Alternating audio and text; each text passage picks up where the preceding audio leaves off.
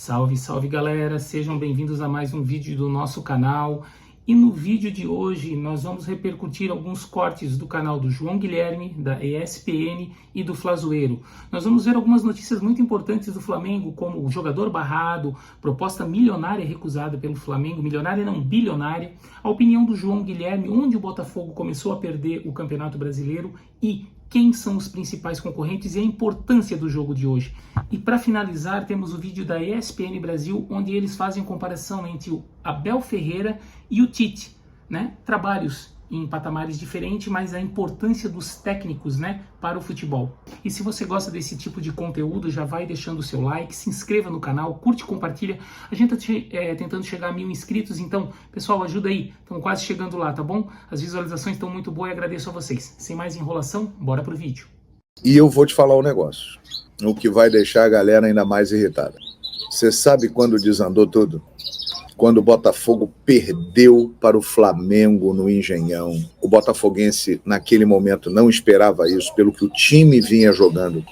E aí perdeu para o seu maior rival em casa. Aquilo abalou. E o Bruno Lage, que já partiu para o outro lado do oceano, chega após a coletiva do jogo e diz o seguinte: estou colocando o meu cargo à disposição. Vocês podem reparar que a partir dali estragou tudo. O Botafogo perdeu o rumo, inclusive os jogadores, porque eles pediram a saída do Bruno Lage. Você é torcedor do Palmeiras, do Bragantino, do Grêmio, do Atlético Mineiro e do Flamengo, você pode se animar, porque o seu time tem chance de ser campeão brasileiro. E eu vou falar um negócio a mais. Flamengo e Bragantino têm um jogo a menos, que é entre eles, no próximo dia 23. Quem vencer esse jogo, se vencer as partidas anteriores, tem grande chance de ser o campeão brasileiro. Nós teremos amanhã no Maracanã um Flamengo e Palmeiras decisivo. Se o Flamengo vencer, ele chega no Palmeiras e no Botafogo com um jogo a menos. E se o Palmeiras vencer, ele praticamente tira o Flamengo da parada, mesmo o Flamengo tendo um jogo a menos. Então vai ser um jogo sensacional. E na quinta-feira em São Januário, Botafogo e Grêmio. Confronto direto. O Grêmio tem chance. O Flamengo fará a maior parte dos jogos no Maracanã. São jogos difíceis, jogos brabos. Palmeiras, Fluminense, campeão da Libertadores no próximo sábado. Depois, Bragantino no Maracanã. Atlético Mineiro no Maracanã, e o Flamengo sairá para jogar contra América Mineiro em Uberlândia, que já está rebaixado o América, e fecha o campeonato contra o São Paulo no Morumbi. E me esqueci de citar um jogo. O Flamengo pegará o Cuiabá no Maracanã. Meus amigos, o campeonato está totalmente aberto. E essas 6 equipes que eu citei, todas elas têm grande chance de ganhar o Campeonato Brasileiro, farão confrontos diretos, e a vantagem de Flamengo, Bragantino e Botafogo neste momento é que eles têm um jogo a menos. Tudo pode acontecer, mas eu acho que o Botafogo perdeu o Campeonato Brasileiro. Olha, o Flamengo, ele tem um objetivo dele de ficar entre os 4 primeiros, claro, para ir para a Libertadores. Mas é matemático. O Flamengo tem chance hoje de ser campeão brasileiro. Eu acabei de mostrar a tabela aqui. E se ele vencer esses compromissos que tem pela frente, não sei se vencerá todos, sinceramente, porque são jogos bem difíceis, hein? Mas tem time para ganhar. Agora, é aquela situação que a gente já viu do Flamengo aí, dessa temporada, né? Então, mas tem chance. Flamengo, Atlético Mineiro, Grêmio, Bragantino, Palmeiras, Botafogo. Tem chance de ganhar. Mas o Botafogo, para mim, está fora do páreo. Eu não acredito mais no Botafogo. Fala logo de Tite ter barrado o jogador, porque mesmo com a volta de Wesley, o técnico deve optar por Mateuzinho na lateral direita, até porque a ideia do Tite, eu já tinha falado aqui, ele vem treinando já há bastante tempo com o Mateuzinho, dando 2 passos para dentro do campo e construindo mais jogadas pelo meio, não mais aquelas jogadas de fundo que parecia que o Flamengo só tinha aquela jogada. pelo fundo, vai no fundo, vai no fundo, vai no fundo. Se você for parar para analisar, o gol do Flamengo, o primeiro gol do Flamengo, ele sai numa jogada construída ali entre meio e lateral. O Felipe Luiz fazendo essa função de estar 2 passos para dentro do campo, a bola vai para o Felipe Luiz, ele bem posicionado ali entre a lateral e o meio, dá um passe cortando as linhas, o Luiz Araújo ele dá um corta-luz, a bola chega no Pedro e o Flamengo marca o primeiro gol contra o Ceará, contra o Fortaleza, desculpa, no último domingo. Então assim, importante demais ganhar esse jogo hoje, e aí o Tite barra o Wesley e coloca o Mateuzinho na posição. O Tite também deve vir com o Gerson jogando de volante no lugar do Thiago Maia.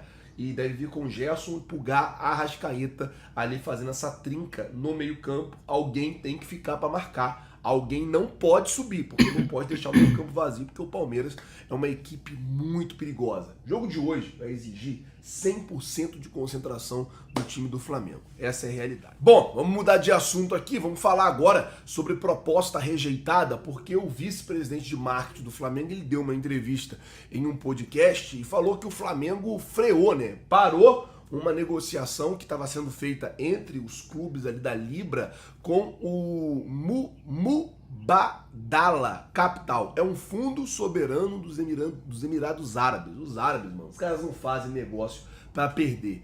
Eles queriam aí 12,5% dos direitos de mídia e dos direitos comerciais de mídia do Flamengo. O que é isso, Flazueiro? Eles queriam 12,5% das propagandas aí em Flá TV, em rede social do Flamengo, essas coisas todas. Só que eles queriam isso durante 50 anos e o valor já estava fixado agora. Cara, muito certo o Flamengo ter rejeitado essa proposta.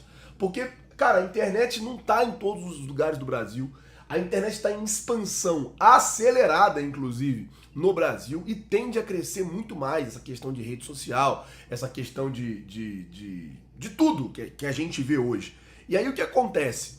O Flamengo, ele tem um tamanho hoje de rede social. Agora você imagina daqui a 50 anos. E aí o Gustavo Oliveira falou, cara, não tinha como o Flamengo assinar esse contrato, porque 50 anos é um período aí de 18 presidentes, são 18 eleições, vão ser 18 presidentes ali tentando amarrado aquele contrato. Eu acho que, na minha opinião, apesar de criticar bastante, eu já critiquei até o Gustavo Oliveira aqui, eu acho que, na minha opinião, o Flamengo acertou assim em cheio em não ter aceitado esse contrato, ainda que fosse para vender só parte dos direitos comerciais de mídia e tal. Eu acho que acertou. Você não pode fazer um contrato de 50 anos porque você não sabe como é que você vai estar daqui a 2 anos, como é que você vai estar daqui a 1 ano. Você não sabe o que vai acontecer. Então, o Flamengo acertou e muito em não ter assinado esse contrato. Eu vi até muitos torcedores elogiando a proposta, a atitude do Flamengo em não ter aceitado esse contrato, inclusive ter barrado até alguns times da Libra, né, que é a liga que o Flamengo faz parte aqui no futebol brasileiro, de ter aceitado isso. Bem demais. Sim, 2 técnicos já históricos no futebol brasileiro, um duelo legal, 2 grandes times, 2 grandes treinadores no banco de reservas. É daqueles jogos que podem definir o campeonato realmente, né, Elton? E eu estava realmente refletindo sobre isso, né? Sobre esse confronto que não aconteceu ainda entre Tite e Abel Ferreira, que é um duelo interessante. São momentos diferentes. Um técnico com um trabalho consolidado, que é o Abel Ferreira, outro cheio de ideias, mas tendo que compor de novo um time, né? Um jogo coletivo, que é o Tite no Flamengo, estágios de trabalho diferentes, 2 ótimos elencos, 2 bons treinadores e os 2 com esperanças de alcançar o Botafogo. O Palmeiras um pouco melhor, né, no campeonato, o Flamengo com alguns tropeços até com o próprio Tite, mas ainda sonhando, né? Ainda tendo esperanças de chegar ao título, algo que era inalcançável, talvez, algumas rodadas, se o Botafogo não tivesse tropeçado tanto. Acaba sendo, não sei se será, eu acho que será o primeiro de muitos, Edu. Espero que aconteçam mais jogos entre Tite e Abel Ferreira. A gente sabe que o mercado do futebol brasileiro é meio estranho, mas a gente imagina que esse confronto vai acontecer mais vezes. Mas é um desafio interessante para o Tite enfrentar um time Por mais que tenha passado por situações complicadas, o Abel Ferreira até encontrou algumas soluções nos últimos jogos, né? Mudou o esquema tático, passou a jogar tirou os 3 atacantes, passou a jogar com 2, né? Mudando um pouco o estilo do time para voltar a vencer e conseguiu. O Tite ainda tentando encontrar a formação ideal, principalmente o time sem a bola, que eu acho que é o problema crônico do Flamengo nas últimas temporadas.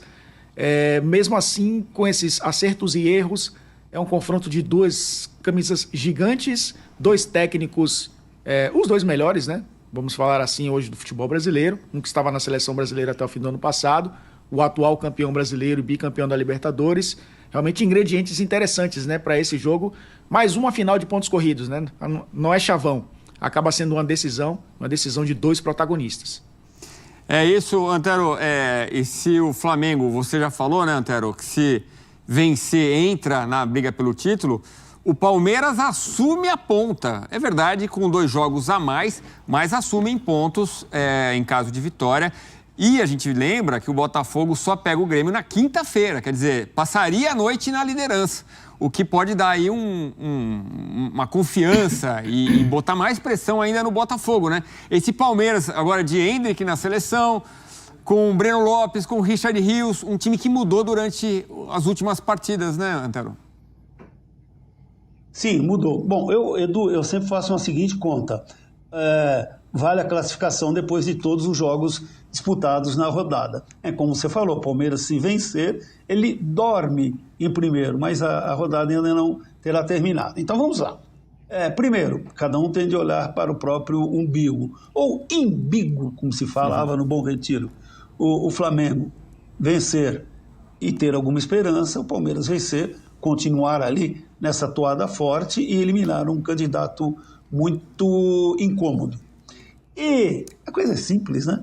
O Palmeiras tem de primeiro fazer a parte dele, depois sonhar por empate entre Botafogo e Grêmio, sonhar com outro empate no final de semana entre Bragantino e Botafogo. Claro, e ganhar o seu compromisso, que será em Barueri. Simples, né? Tranquilinho. Aí a gente pode dizer que na 33ª ou 34ª, ali no sprint, né, do campeonato, teremos um novo líder. Mas são hipóteses factíveis.